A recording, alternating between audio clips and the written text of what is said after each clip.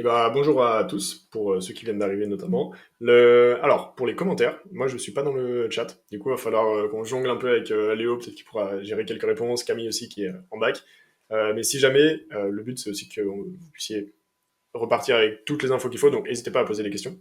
C'est un format un peu différent parce que je vais vous présenter des tests SEO. N'hésitez pas à mettre votre avis sur le résultat du test avant que je le présente pour voir un peu comment est-ce que vous imaginez les résultats. Et je pense qu'on a moyen de faire un truc un peu dynamique. Avant, qui est-ce que je suis? Parce que je pense qu'il y en a pas mal qui me connaissent pas. Donc je suis SEO depuis 8 ans. Je suis passé par un peu toutes les phases. En ce moment plutôt sur la technique, parce que j'y prends beaucoup de plaisir. Mais avant tout sur la sémantique, c'est là-dessus que j'ai fait mon SaaS Tot SEO, qui marche plutôt bien en ce moment. On est 6 dans l'équipe. Avant ça, j'étais surtout sur de l'achat de backlink, sur différentes plateformes, avec différentes méthodes. Et aujourd'hui, je bosse un jour par semaine chez Protealp, une boîte qui fait de la nutrition sportive de très très très haute qualité, donc plutôt pour les sportifs de niveau. Mais bon, évidemment, tout le monde a le droit à sa qualité, donc les seniors, n'importe qui peut y aller. Alors, le principe aujourd'hui que je voulais vous présenter, c'était des résultats de tests que j'ai pu mener. J'en mène un peu en continu, donc si jamais il y a une deuxième conf, un de ces quatre, je pourrais vous en montrer une quinzaine d'autres. Et petite présentation.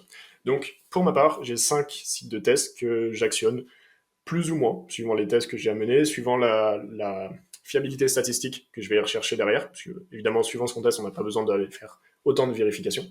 À la base, j'en avais prévu 21, donc c'est toujours un peu comme ça, il y en a pas mal de bases, et en fait, des valides, où les données se recoupent, et on a un résultat qui semble cohérent sur les différents tests, là, pour ce test-là, j'en ai eu 13 que je peux vous communiquer. Je ne vais pas vous montrer tous mes sites de thèse, j'en ai pris un que je veux bien partager parce que c'est pas très grave. Il fait partie de donc c'est un site qui est à la fois un site de test et à la fois un site pour une vraie asso. Donc c'est pas un site 100% fake. Il y a vraiment quelqu'un derrière, il y a vraiment une asso derrière qui me laisse le gérer comme je veux pour mes tests. Premier test. On entend souvent que le premier lien sur une page, il compte énormément pour l'encre et le PageRank qu'il envoie, et que le deuxième lien sur une page envoie certes du PageRank, par contre l'encre n'est pas considérée. Donc ça, c'est assez facile à tester. J'ai fait ce schéma-là, où on a notre page « Comment inciter un enfant dyslexique à lire et à écrire », qui fait un premier lien vers 10 techniques pour aider un enfant 10. Le second lien est sur un mot qui n'existe pas. Donc je l'ai fait inventer, j'ai fait inventer plein de maladies à ChatGPT. Et donc je m'assurais que évidemment c'était présent sur aucune autre page. C'était souvent le cas. Et donc là on a placé un lien sur cette encre-là pour aller pousser cette page-là. Donc là le test derrière, c'est après un certain nombre de hits de Google, du Googlebot sur ma page A, donc comment inciter un enfant dyslexique à lire et à écrire, est-ce que ma page B se positionne sur le test lexidysphasie sélective?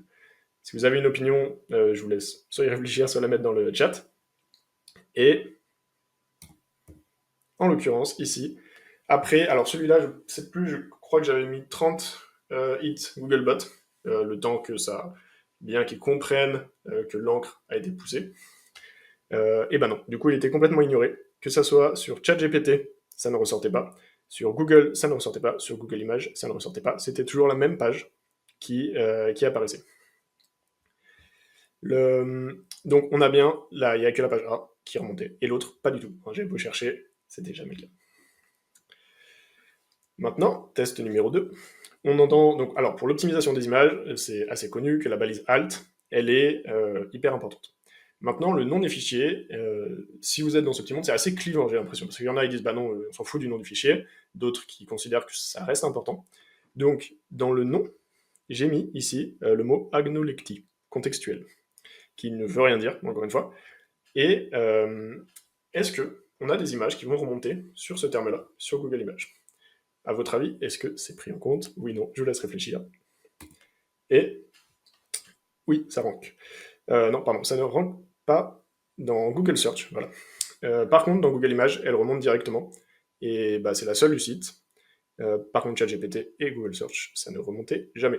Donc, a priori, deuxième petite conclusion. Donc, la première, c'était que le second lien sur la page, a priori, il semble bien ignoré.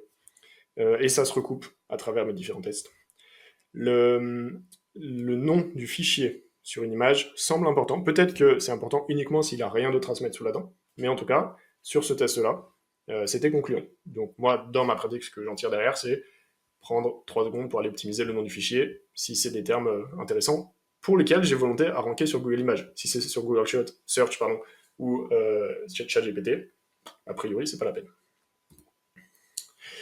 Par contre, quand j'étais en navigation privée, les autres pages remontaient, les autres images de la page remontaient également sur le terme. Donc, au-delà du fait que le nom du fichier semble intéressant pour ranker une image, ça semble pousser, en navigation non privée évidemment, ça semble quand même intéressant pour les autres images. Est-ce qu'un lien sur une image qui a une balise alt donnée peut nous aider? Donc, en fait, je le reformule parce que c'est pas forcément facile à expliquer. Sur ma page A, j'ai une image qui a une balise alt donnée. Il me semble que c'est dichronime mnésique. Est-ce que la page B va se référencer sur le terme dichronime mnésique ou non, sachant que c'est le premier lien sur la page. Donc, a priori, on n'est pas dans cette optique de second lien. À votre avis, est-ce que c'est pertinent ou pas? Et bah, sur tous les tests que j'ai menés, la première page était non remontée. À chaque fois, il n'y avait que la page qui contenait la balise alt qui rankait. Par contre, celle qui recevait le lien depuis l'image avec la balise alt optimisée ne remontait pas. Et que ça soit sur ChatGPT ou Google Search. Par contre, dans Google Images, là, ça comptait. Donc a priori, cette encre-là, elle est bien considérée pour les images. Mais encore une fois, la majorité des missions qu'on a, évidemment, c'est plutôt sur Google Search, donc la partie vraiment classique, et là, ça ne rankait pas. Et ensuite, test suivant. Donc pour l'instant, on est plutôt sur la même typologie de test, ça évolue un petit peu après, mais bon, là, vu que j'étais dans cette thématique, en fait, ça, c'est des tests qui sont hyper faciles à mettre en place, parce qu'on ne va pas mesurer l'impact sur les clics. Là, sur ce genre de petits tests, on est vraiment dans une phase où on essaye de comprendre comment réagit Google à telle ou telle modification, et dans une seconde phase, on pourra actionner ou non les hypothèses qui ont été validées pour peut-être aller générer plus de trafic. Et là, on essaye déjà de comprendre quels sont les leviers qu'on pourrait actionner, et surtout dans quels objectifs. Alors, on parle souvent du contexte pour les liens internes ou externes. Maintenant, j'ai fait ce petit test. Donc, j'avais un nouveau terme inventé, loganésie. Ensuite, 9 mots plus loin, j'avais un lien qui pointait vers une page B. Est-ce que cette page B va se référencer sur le terme loganésie, alors que le lien n'est pas sur le mot, mais bien après? Eh bien, elle ne remonte ni sur Google, ni sur ChatGPT, ni sur Google Images. Par contre, la page, évidemment, qui contenait le mot loganésie, elle remonte à la fois sur ChatGPT et sur Google Search. Donc, à chaque fois, je vais essayer de vous donner une conclusion un peu plus actionnable. Dans cette optique, alors celui-là, je l'ai fait sur 4 sites. Les 4 se recoupaient. Et les 4, il y avait toujours vraiment la même structure. Donc, il y avait 9 mots entre le terme contesté et le lien. A priori, dans mon cas, 9 mots, ça semble être trop. Ou en tout cas, ça semble pas avoir d'impact. Peut-être que pour que ça soit valable, il faudrait aussi que le terme soit sur la page B. En l'occurrence, ce n'était pas le cas. Mais voilà, dans cette configuration vraiment précise, le contexte du lien semble moins important pour le ranking d'une page sur une requête donnée. Maintenant, alors là, on retourne un petit peu dans du plus borderline, on va dire. Est-ce que la balise NoScript transmet de la sémantique à la page B? Donc en gros, est-ce que si je mets un lien sur un terme qui est ici memnoraxie, dans une balise NoScript, est-ce que ma page B va se référencer dessus? La balise NoScript, petit point, je ne remets pas à quoi elle sert. Okay. En gros, c'est une balise qui va être là, qui va s'afficher, qui sera invisible à l'utilisateur s'il a bien son JavaScript, comme 99% des cas. Par contre, si le JavaScript est désactivé, c'est ça qui va s'afficher. Et vraisemblablement, Google, alors déjà il le voit tout le temps, évidemment, parce que c'est dans le code source, mais en plus, il n'a pas forcément de JS rendering, donc a priori, peut-être qu'il le voit classiquement. Ah oui, toujours, évidemment. Donc là, j'ai ma page B qui fait un lien, ma page A qui fait un lien vers ma page B, et la page B ne contient pas du tout le mot ménoraxie. J'aurais dû faire des mots de maladie plus faciles. Et en l'occurrence, ici, il n'y avait que la page A qui rankait. Donc c'était bien celle-là. Et par contre, la page B, invisible. Que ce soit sur ChatGPT, Chrome ou Google Images, c'était jamais pris en compte. Et ça sur les 4 tests de mémoire, les 4 sites. Par contre, du coup, on voit bien que sur la page, donc là, alors, sur le lien, il n'est pas considéré. Par contre, le terme sur la page, il fait bien remonter la page. Donc il est vu par Google et il remontait aussi sur ChatGPT. Donc dans les deux cas, c'était plutôt positif. Métadescription, sujet relativement clivant. Est-ce qu'il est vraiment, vraiment 100% ignoré? Ou si, est-ce que on n'a rien d'autre à se mettre sous la main? Est-ce que Google va quand même aller jeter un œil pour référencer la page? Ici, j'ai ajouté le terme scriptophobia littéraire, uniquement et uniquement seulement en Metadesk. Donc c'était le même principe hein, sur les autres sites. À chaque fois, je vous présente un seul site, mais le principe c'est que je le répète sur les autres. Donc ce terme n'était disponible que sur la métadescription. Est-ce que la page rankait quand il n'y avait que ça à se mettre sous la dent? Roulement de tambour. Non, du tout, du tout. Peu importe que ce soit sur ChatGPT, Google Chrome, Google Images, même s'il n'y avait rien d'autre à dispo, Google ne la considérait pas et ne remontait pas à la page. Ensuite, donc toujours sur ces parties tags, donc Metadesk, donc plutôt visible sur la SERP, le title tag, on a beaucoup de recommandations sur sa taille, etc. Il ne faut pas qu'il soit tronqué, il faut maximiser le CTR, il faut mettre les requêtes avant, après. Et il y a quelque chose qu'on entend souvent, c'est il ne faut pas qu'il soit tronqué. Mais pour autant, est-ce que ce qui dépasse, il est vraiment ignoré ou pas? Donc là, j'ai fait un super long title tag qui dépassait de quasiment 300 pixels de la recommandation. Donc 40 caractères, donc il était vraiment très très long.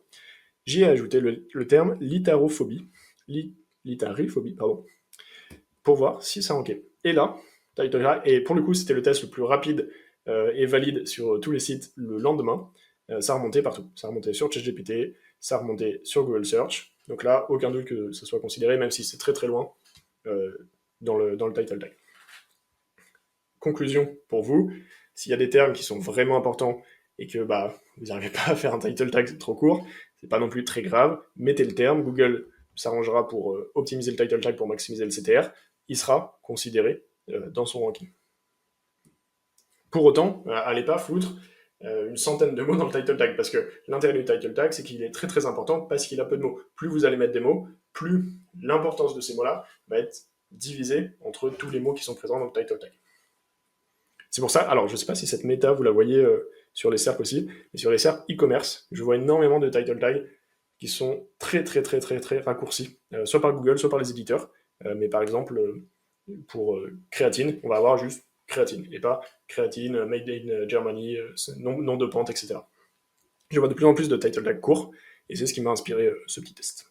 Maintenant, alors je ne sais plus quel SEO, à mes débuts, m'avait donné cet insight, qui est que les termes dans les blog quotes étaient ignorés. Donc les blog quotes, c'est vraiment des citations qui sont censées être là pour dire c'est pas du duplicate content, c'est vraiment juste une citation que je reprends d'ailleurs. Apparemment, c'était ignoré.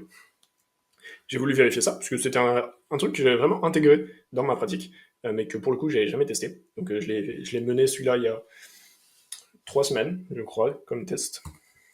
Et donc on a mis, toujours sur le même site de test France Dyslexia, que je vous montre là, le terme syntaxipathie. En quote, donc il se présente ici, on voit bien dans le code HTML qu'on est vraiment dans une citation. Et est-ce que la page se rank ou pas? Oui, et assez rapidement, encore une fois. Donc sur ChatGPT, sur Google Search et sur Google Images. Donc à partir de là, il n'y a pas de risque à mettre dans des block quotes. Ça peut aider sur le layout. En tout cas, aucun impact sur le référencement et la considération des termes qui y sont présents. Alors, à la base, je voulais tester est-ce qu'un lien sur une encre en texte blanc sur blanc, donc en gros invisible, va pousser une page. Le problème, c'est que quand j'ai fait mon test, le lien, c'était le second lien qui pointait vers la page B. Donc il y avait sur ma page A un lien qui pointait vers ma page B. Et j'ai mal configuré mon truc. Et quand j'ai fait le second lien, enfin le lien sur le texte blanc, en fait c'était le second lien vers la page. Donc évidemment, on a vu que le texte n'était pas la page numéro 2, B, n'allait pas ranker sur le terme du second lien. D'ailleurs, ça s'est validé dans le test. Par contre, est-ce que la page va se référencer sur le terme si le texte est en blanc sur blanc, à la fois sur ChatGPT et à la fois sur Google? Parce qu'on en parle énormément. Maintenant, quel est l'impact aujourd'hui en 2025? Ça rankait hyper vite partout. Bon, ça ne veut pas dire que je vous conseille de le faire, mais j'étais quand même assez surpris de voir que c'était quasiment instant, je pense 48 heures pour que ça rank, et à la fois sur ChatGPT et Google.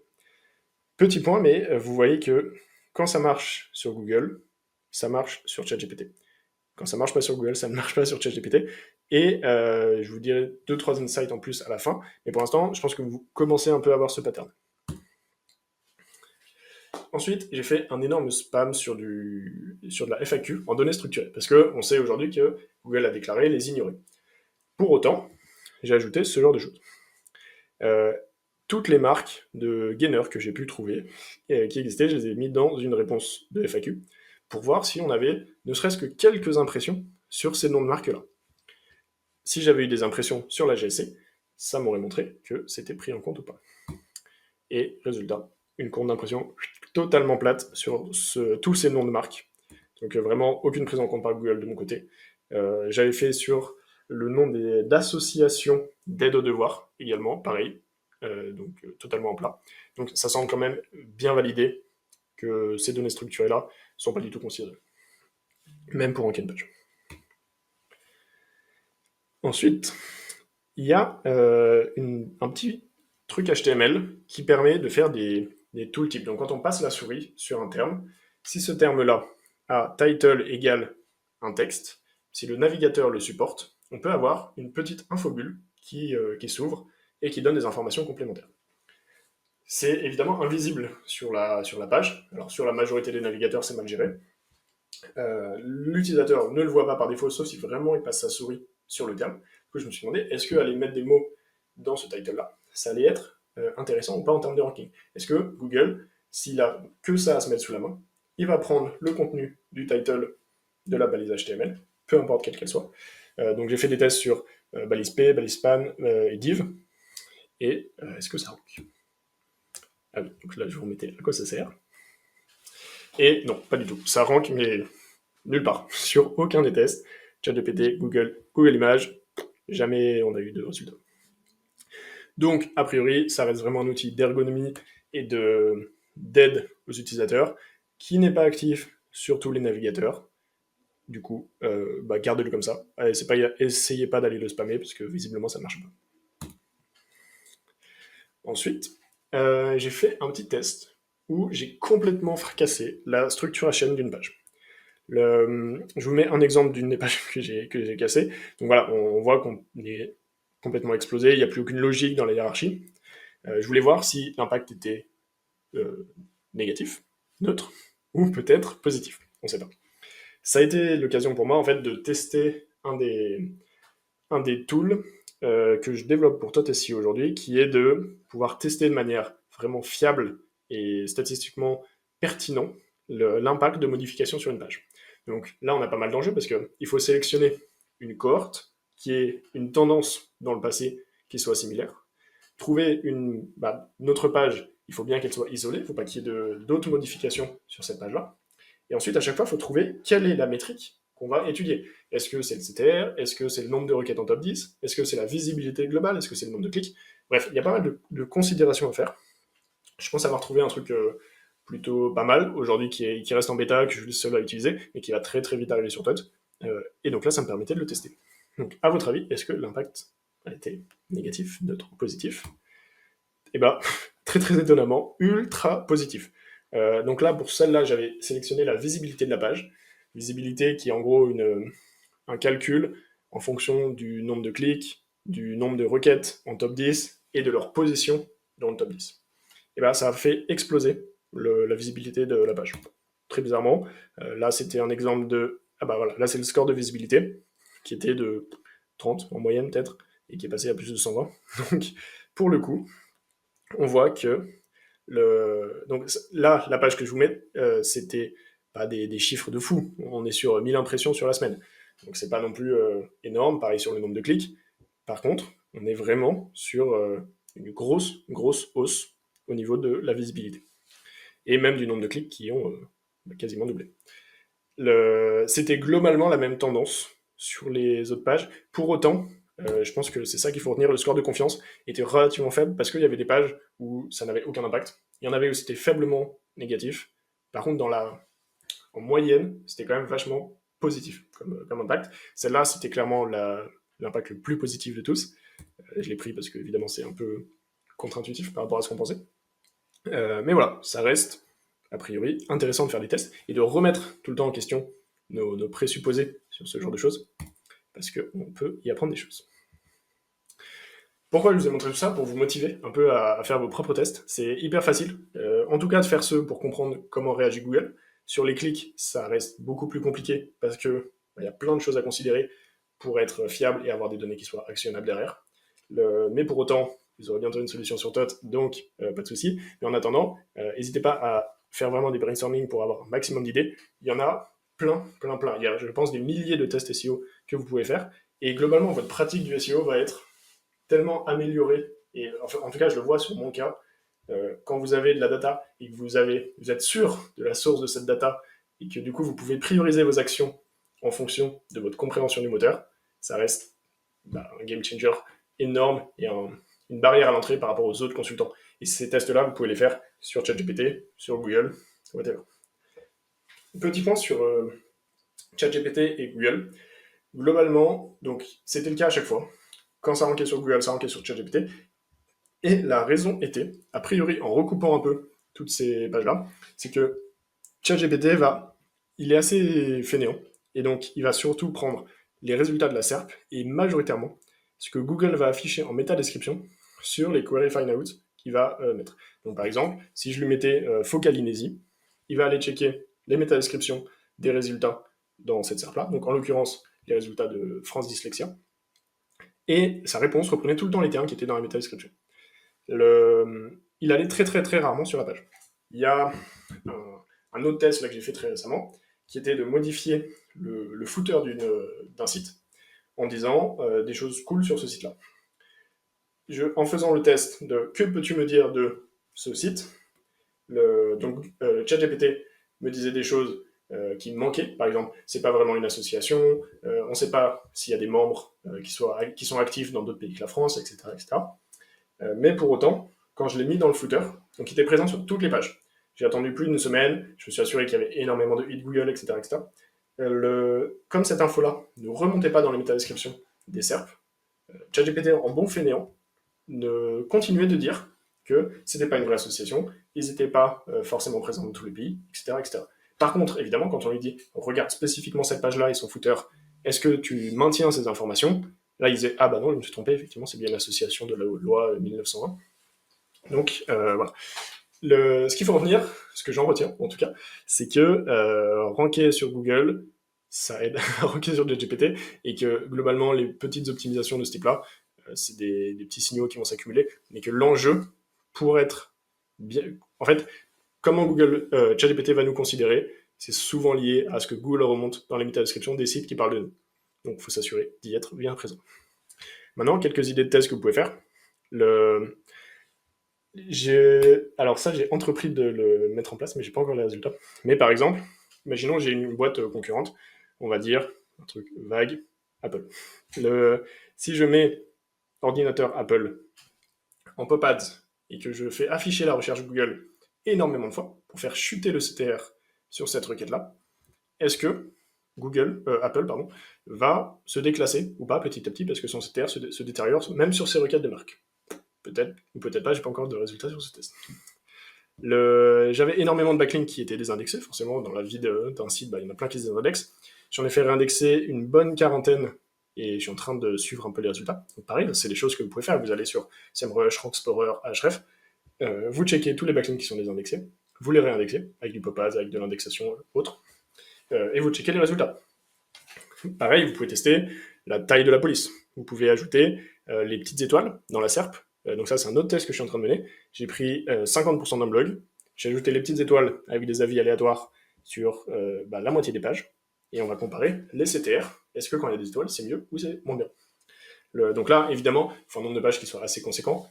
Ce que je vous recommande, c'est au minimum une trentaine de pages, ou bien un bon millier de requêtes pour que ce soit quand même fiable statistiquement. Mais voilà, il y a énormément de tests à faire. Là, j'en parlais avec Léo tout à l'heure. Le traffic pop, il faut toujours le blanchir, mais toutes les sources de blanchiment de trafic ne sont pas les mêmes. Donc forcément, on va tester les différentes sources et voir si l'impact il est plus ou moins efficace. Si jamais vous avez des questions, je suis disponible. Je vais checker un peu les commentaires pour voir s'il y en a Je vais qui faire sont comme ça, remontés. je vais pouvoir te les lire. Il y en a des dizaines, les gens ont été fous. Tes Ah, tests trop sont bien. complètement barjots. Moi, je commentais comme un fou pendant cette situation. Bon, déjà, ça fait tellement plaisir d'avoir une bonne conférence comme ça, d'avoir plein de bonnes informations, d'avoir des trucs qui soient aussi quali en termes de tests et en termes de tracking et statistiques. J'imagine que tes modèles stats derrière, tu les as travaillés un peu et t'es un peu en mode Ouais, genre, voilà, faut que ça soit relevant, tu vois, et que je sois sûr de ce que je dis. ouais. Euh, Après, en fait, ceux-là, ils sont super simples à mener. Dès que tu as plusieurs sites de test, tu peux recouper les infos et les résultats. Là où c'est vachement plus compliqué, c'est quand tu vas chercher à augmenter les clics. Où ouais. là, bah forcément, il faut beaucoup plus de data pour que ça soit fiable. Ouais, et du coup, tu as beaucoup utilisé des termes voilà, qui n'existaient pas pour faire des tests qui soient relevant sur juste la partie ranking indexation. Donc ça, c'est trop Ouais. bien aussi. Ça nous permet de voir est-ce que voilà, Google il accepte tout ça ou pas. Je vais te lire plusieurs questions. Avant ça, je vais te poser. Je vais essayer de résumer ce que tu as dit sur toute la première partie vis-à-vis des termes pour me dire si je suis dans le juste ou pas. Mais j'ai l'impression que grosso modo, si un terme il n'est pas présent sur une page, il y a très peu de chances qu'elle ressorte dans Google. Quoi. Grosso modo, Ouais. si on l'utilise en encre de lien, en alt ou quoi que ce soit, ça peut avoir un petit peu de poids, mais j'ai pas l'impression que ça ressorte dans Google, que ça indexe la page sur le mot-clé et que grosso modo Google il a envie de la faire ressortir. C'est vraiment le. Enfin, je te seconde sur cette observation. Du coup, il y a plein de tests à faire. Est-ce que si tu as deux pages, chacune ont le même terme, s'il y en a une qui reçoit un lien sur une encre, est-ce qu'elle se référence mieux? Ouais. Mais en tout cas, c'est un test à mener. Et moi, je suis 100% d'accord avec toi sur le fait que s'il n'y a pas le mot dans la page, c'est mort, mort. Bon, c'est trop. Alors, je vais commencer à te poser des questions. Donc, ça, c'est bien. C'est déjà bon de savoir que voilà, le off-site ne maîtrise pas l'entièreté du SEO. Le on-site est toujours présent à fond. Il faut mentionner ses mots-clés. Alors, on a Nari Copt qui nous demande: Salut Paul, qu'est-ce que ça donne les premiers tests sur données structurées, avis que tu mènes? Il demande justement: est-ce que tu as lancé ce test avec les 30 pages de blog avec les avis et les étoiles? Lui, il dit que de son côté, il voit un accroissement du CTR, mais pas d'impact sur le positionnement. Est-ce que toi, tu as commencé ce test et est-ce que tu peux déjà nous teaser l'avancement de ce test? Et bah, du coup, en fait, j'ai un système de collecte de données et ce Ouais. test-là, je l'ai mis sur 28 jours. Et du coup, j'ai pas encore d'insight à pousser. Après, ça m'étonne que si le CTR s'améliore, la position à terme finisse pas par augmenter. Il faudrait peut-être regarder sur un temps un peu plus long. Après, c'est toujours des tests qui sont compliqués à mener parce que tu as plein d'autres variables sur son site. Et là, les 30 pages, en vrai, c'était une galère de les sélectionner parce qu'il ne faut pas qu'elles soient modifiées, il ne faut pas qu'elles reçoivent de backlink. Enfin, franchement, c'est un enfer. Ouais. Et, mais un autre truc que j'ai testé et que vous pouvez faire de votre côté aussi, c'est une date de mise à jour un peu fake qui a été ajoutée sur un site. En mode, cet article a été mis à jour il y a 3 heures, il y a 6 heures, il y a 2 jours, etc. Et tout ça en auto. Évidemment, avec jamais de retour en arrière. Et évidemment, donc ça peut être des plages un peu plus larges. Et si jamais il y a réellement une modification qui a été faite, évidemment, c'est cette date-là qui prévaut. Pareil, ce genre de truc, je suis en train de tester, voir si ça Ah, marche. super intéressant. Bah, justement, il y avait une question qui avait été posée à un moment ou à un autre où, quand tu as détruit la truc HN, quoi, la structure HN d'un article, moi je me souviens, j'étais en train de dire putain, mais c'est une folie, détruit et tu fais plus 100% de trafic. C'est vraiment le cas qui fait mal aux croyances SEO, tu vois. C'est un peu le premier chapitre du livre de Monsieur Andrieux que tu brûles aujourd'hui face à nous. Ouais. Et les gens ont tous dit la même chose. Bon, ça, à mon avis, c'est les croyances de SEO où tu veux pas accepter que de tes croyances se fassent détruire. Mais c'est aussi vrai et c'est pertinent de leur part. Est-ce que c'est pas la prime de fraîcheur où en fait tu détruis une page et du coup parce qu'elle a changé simplement ça fait du bien à Google quoi. C'est très probable, parce que ce test-là, je l'ai fait sur 12 jours, il me semble, Ouais, ou non, ou même un peu moins, peut-être 10. Et donc, effectivement, il y a moyen qu'elle retombe derrière. Après, en fait, une fois que j'avais eu le résultat du test, moi, je l'ai remis clean, ces ouais. structures-là. Du coup, mais en On fait, saura jamais. ouais. Mais du coup, autre test à mener. Est-ce que derrière, ça tient? C'est marrant parce que même toi tes croyances t'ont rattrapé. Tu vois, la preuve, t'as fait un test, t'as Mais augmenté le ouais, trafic et t'as quand même remis ta structure à chaîne comme elle était avant, propre comme oui. une bonne structure de SEO. Et mais la question, c'est est-ce que ça va redescendre derrière, On après va que je l'ai voir. changé, ou Ouais. pas? Je sais pas. Ok, bah super intéressant, de toute façon que tu nous teases là-dessus. Alors, je vais essayer de te lire quelques questions qui sont intéressantes. Tu as Bison SEO qui demande si on n'a pas le terme sur la page cible, mais qu'on Ouais. utilise le jeu du mot mystère. Donc, tu sais, un peu la Ouais. description la plus précise possible sans utiliser le mot-clé. Est-ce que tu penses que ça peut quand même ranker? Est-ce que tu penses qu'on peut faire ranker une page avec seulement description du mot mystère? Bah, de ces tests-là, en fait, sur ces tests-là, c'est compliqué d'en tirer une conclusion pour cette question précise, parce que il n'y a pas de jeu du mot mystère sur des mots que j'ai inventés et qui veulent rien dire, parce qu'ils ont pas de co-occurrence à côté. Donc en Ah, fait, tu peux pas dire qu'à côté de focalinésie, il faut le mot dyslexie, il faut le mot dyscalculie, etc. ouais. Du coup, compliqué. Par contre, c'est un test qui est super facile à mener pour le coup. Ok, bah super intéressant en vrai. Un patient Bison, n'hésite pas à nous tester toi-même, à nous faire un test sur Ouais. le jeu du mot mystère, on pourra en discuter après quoi. Il y a Driss qui nous dit que la fake date de mise à jour, apparemment, ça fonctionnait il y a quelques années.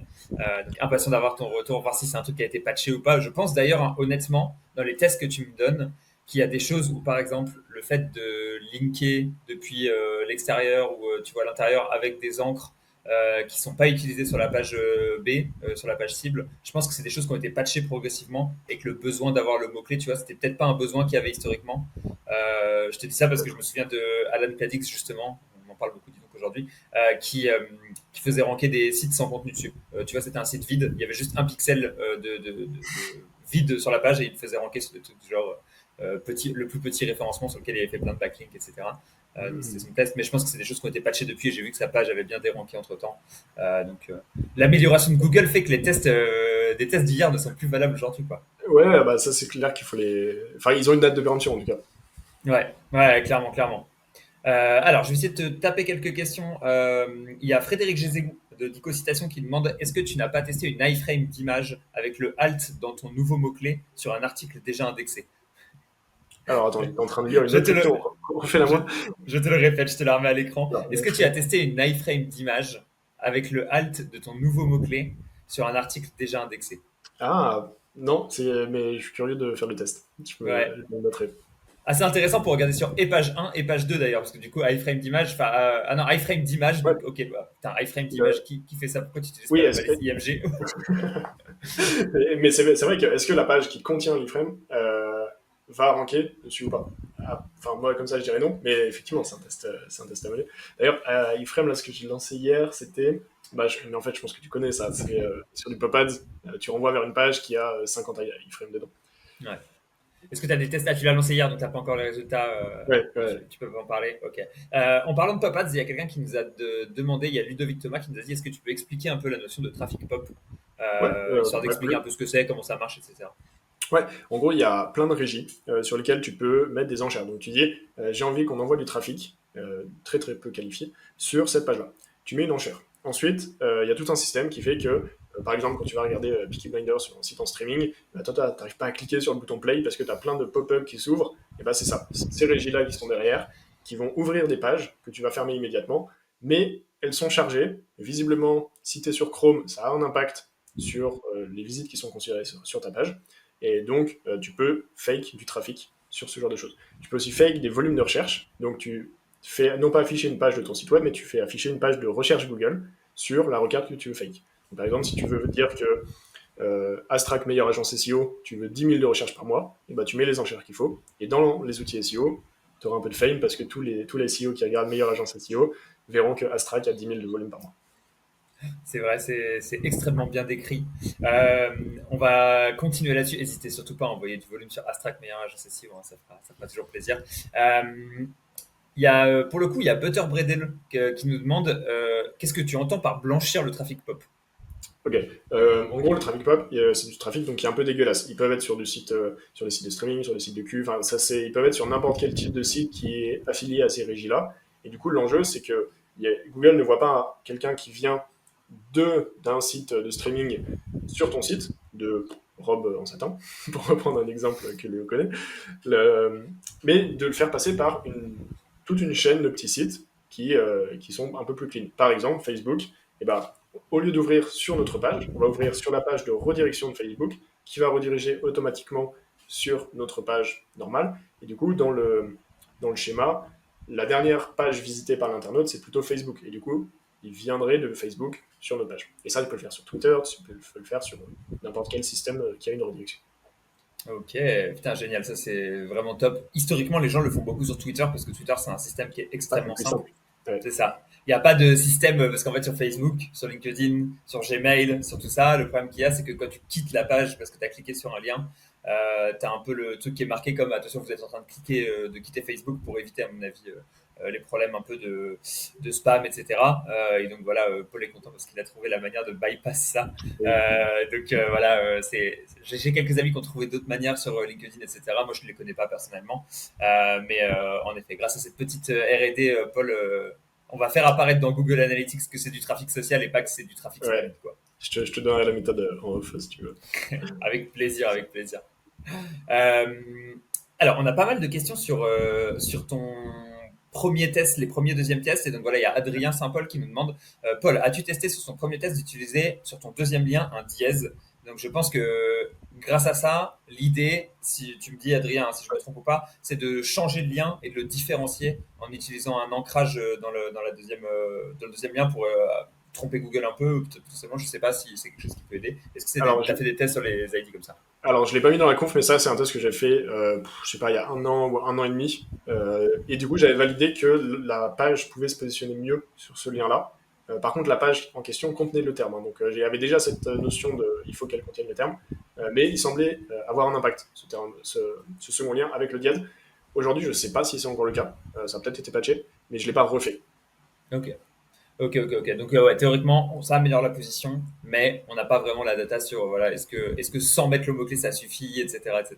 Ouais. J'ai l'impression que c'est En quand même. plus, En plus, il y a pas mal de variables à considérer, c'est que où est ton lien? Parce que dans le contenu, alors moi le test que j'avais fait c'était dans le contenu, et par exemple tes liens menus, est-ce que c'est une bonne pratique d'aller mettre le dièse dessus ou pas? Pour le coup, je le fais souvent, mais j'ai pas testé. Ouais. Ouais, c'est intéressant les liens menus. J'aimerais bien un jour qu'on fasse un test, tu sais, lien interne, lien menu vs lien footer, lien Ouais, dans le c'est bien. contenu. Je pense que ça serait vraiment value pour le coup. Mm. Et ça nous permettrait d'avoir des infos assez intéressantes. Il y a Frédéric Gora qui nous demande, merci beaucoup pour la conférence, et ça c'est vraiment, merci tous Paul pour ça. Tu sembles avoir une méthode et des outils pour effectuer tes tests. Est-ce que tu peux nous décrire cela? Est-ce que tu as fait tes propres outils du coup? Étant donné que tu as dev du SaaS depuis quelques temps, est-ce que tu as dev un SaaS d'AB testing? Comment ça se passe au niveau test outil méthode? Ouais, bah c'est vraiment ça. Alors, méthodo, ça va vraiment dépendre de ce que tu vas tester. Mais globalement, tu as plutôt des principes qui font bah, il faut que ça soit statistiquement fiable, suivant ce que tu vas mesurer, etc. Ça, honnêtement, je me souvenais plus du tout de mes cours de stats. Donc, j'ai fait ChatGPT, qu'est-ce qu'il faut savoir sur les statistiques? Et en fait, il y a plein de choses à savoir. Je me suis vraiment arraché les cheveux. Mais je pense avoir un truc plutôt fiable du coup là-dessus. Et par contre, en termes d'outils, effectivement, je suis plutôt friand de toujours faire mes tools, etc. Ouais. Surtout parce qu'en fait, du coup, derrière, je comprends précisément comment ça marche, quels sont les biais éventuels et comment je peux les patcher. Donc c'est plutôt bien. Et en fait, aujourd'hui, alors c'est en local encore, sur mon ordi, mais ça va arriver sur Pod, c'est un truc où tu rentres ton test avec toutes les données nécessaires. Donc forcément, c'est un peu long parce que si tu veux être carré, tu as pas mal de données à mettre. Par contre, derrière, tu as ton système de collecte qui te donne tes résultats sur la métrique principale que tu auras voulu analyser Ok, avec évidemment super. toujours un score de confiance. Et je pense que c'est ça le game changer un peu de Todd, c'est ce score de confiance, parce que ça dit, ok, là c'est positif, mais 50-50 sur le fait que ça soit reproductible. Ouais. J'avais fait un petit peu d'A/B testing avec un outil qui s'appelait VWO, et d'ailleurs que je conseille à ceux qui veulent faire de l'optimisation de conversion et de l'A/B testing. Et il te donne un peu ce truc-là, c'est au début direct, ils te disent, ah ok, plus 20%, mais score de confiance assez bas, attendez encore un peu d'avoir assez de data. Et au moment où tu as l'info, où tu es sûr et tu as un bon score de confiance, tu te rends compte que voilà, tel test ou tel test est positif ou pas. Donc c'est assez intéressant.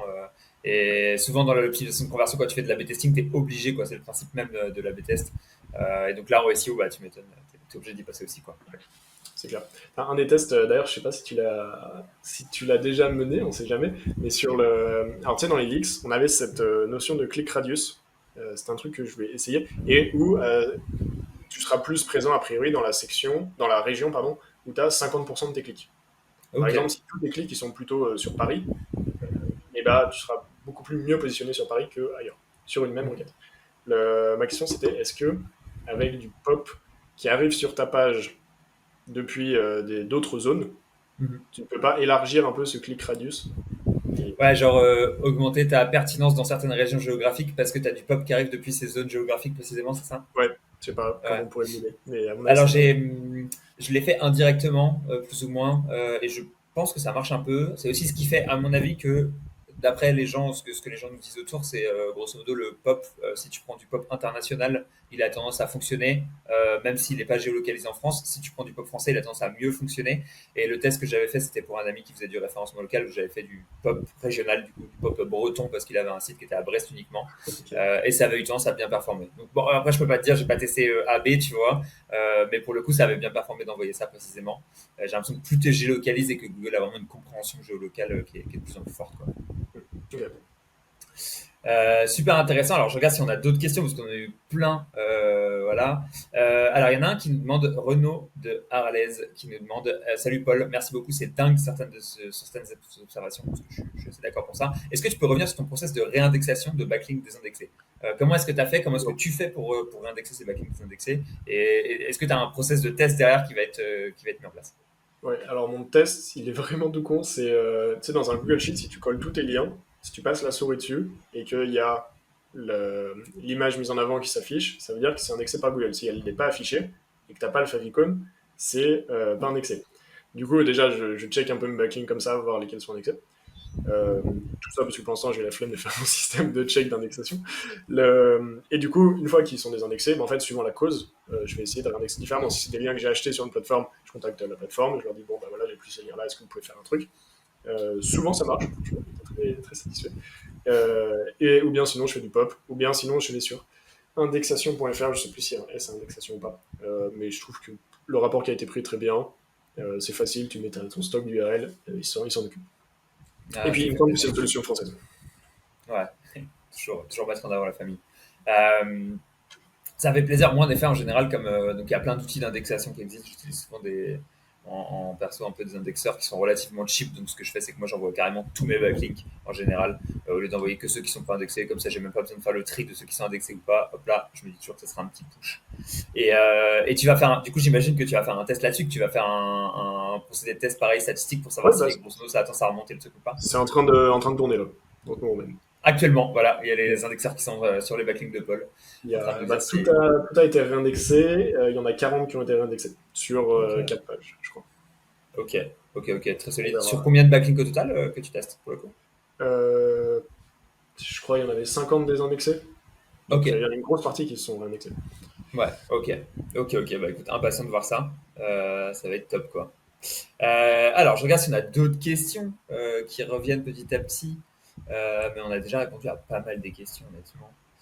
Beaucoup de gens qui parlaient de la prime de fraîcheur, en effet, Ouais. vis-à-vis de la structure à chaîne. Alors, il y a Olivier Descamps qui nous posait une petite question qui m'a souvent aussi fait tiquer, qui est comme le crawl Google alors qu'il est 100% mobile. Si on avait des liens qui étaient visibles que sur desktop, est-ce qu'il serait bien pris en compte? Là, en l'occurrence, il dit visible uniquement sur desktop, caché en CSS. Donc, caché Ouais, en bah, du coup, CSS, pour moi, c'est visible. Caché côté serveur, pour moi, ouais, c'est pas visible. C'est un peu ouais, c'est ça. la différence qui fait là-dessus. C'est ça. Si c'est juste caché en CSS, a priori, ils sont toujours dans le code source, peu importe le device sur lequel t'es. Donc, a priori, ils seront pris en compte. Après, vu que. En fait, je suis partagé parce que, tu vois, Google nous dit oui, je fais quand même un render de la page pour voir à quoi elle ressemble et quels sont les éléments importants. Donc, le texte en blanc sur blanc, c'est pas censé être considéré. Mais pour autant, moi, tous les tests montrent que c'est considéré. Pareil pour la balise NoScript. Donc, j'ai l'impression que tant que c'est là et caché en CSS, c'est bon. Ok, ok, super. Je vais te laisser une dernière question. Après, on va pouvoir accueillir notre cher ami Lucas tranquillement. La dernière question, c'est celle d'Antoine Bouquet qui dit Google, il réécrit les titles via Goldmine, non?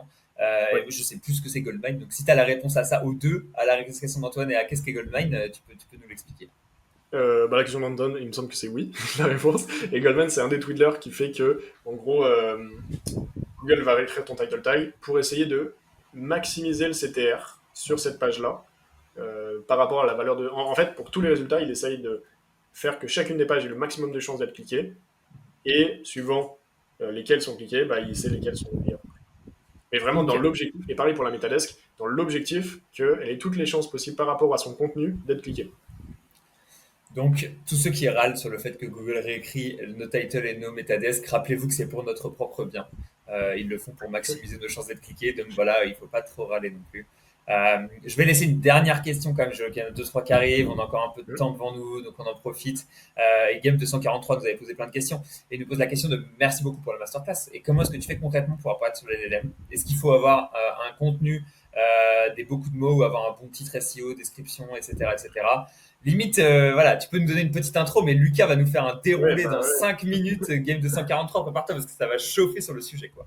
Je pense que Lucas est beaucoup plus performant que moi grâce à son SaaS, notamment sur ces questions-là.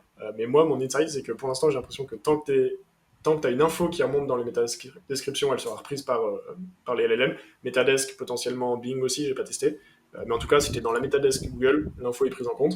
Par contre, sur la page, ça nécessite que le LLM, il aille, enfin pas le LLM, mais le ChatGPT ou Claude ou autre, aille sur la page, considère ta page, les bonnes sections, au moment de la recherche. Donc c'est quand même relativement rare à mon avis. Je pense que très très très souvent, il fait juste un call API sur la page de résultats Google et il se base sur les résultats qui est en Metadesk. Ok. Donc globalement, essayer de maximiser ses chances que l'info soit présente en Metadesk. Top. Bah écoute, merci beaucoup. Une dernière question de la part de Taibo qui nous demande, voilà, et ça c'est une vraie question, est-ce que le MCP va arriver bientôt pour TTCO? Oui.